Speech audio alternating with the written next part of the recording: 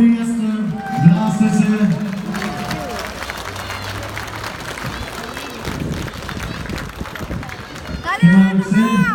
Это гостеприимный хозяин нашего сегодняшнего мероприятия. Давайте поаплодируем как следует. Нас приютили, приняли и отмечаем все вместе наш общий праздник. Дорогие друзья, я с огромным удовольствием представляю слово главе русского консульства. Итак, прошу, пожалуйста, Рогоза Олег Васильевич. Добрый день, дорогие друзья.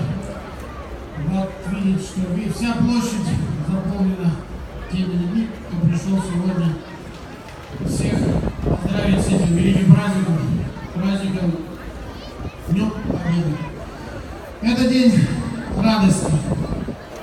радости во имя тех великих достижений, которые продемонстрировали наши с вами отцы, деды, прадеды.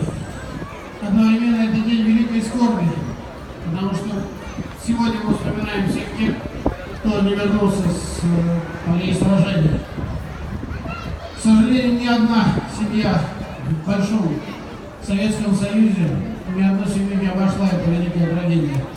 И память о тех страшных днях навсегда в наших генах, в нашей крови. Каждый раз, каждый год, когда мы празднуем эту великую победу, мы вспоминаем всех тех, кого с нами нет. И часто вспоминаем строки Роберта Рождественского о том, когда он призывал нас и будущее поколение помнить о всех тех, кто не пришел с полей сражений, помните. И одновременно говорил, что память о павших будьте достойны. И в этом наша главная задача – быть достойными той победы, быть достойными того подвига и быть достойными того, чтобы передать этот мир, в котором мы сейчас живем, следующим поколениям. Еще раз всех с праздником! Ура! Ура, товарищи! Спасибо большое, генеральный консул Российской Федерации в Анталии Рогоза Олег Васильевич. И сейчас для праздничного слова, торжественного слова, я приглашаю к микрофону следующего нашего участника, генеральный консул Республики Казахстан в Анталии Нарбаев Арман Бекшасарович. Здравствуйте. Спасибо за приглашение, также за предоставленное слово. От всей души присоединяемся ко всему, что было сказано. И от себя вот лично хотел бы передать большой привет и, как у нас говорят, Гульген Рахмет ветеранам, кто есть, пожелать им долгих лет. Вот, и с праздником всех собравшихся.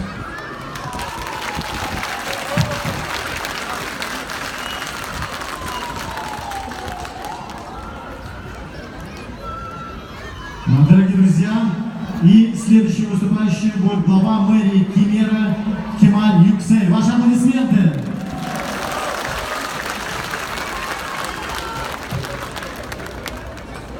Sayın Rus Konsolosu, Уважаемое русское консульство, Sayın Kazakistan Konsolosu, уважаемое консульство Казахстана çok değerli Rus halkı. и очень дорогой для нас российский народ.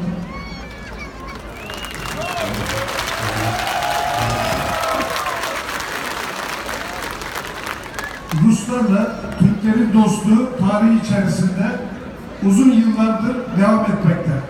Дружба между народами России и Турции уходит корнями в прошлое и имеет богатую историю. Türkiye Cumhuriyeti'nin kurulmasıyla sonuçları И дружба эта служит источником гордости для Турции.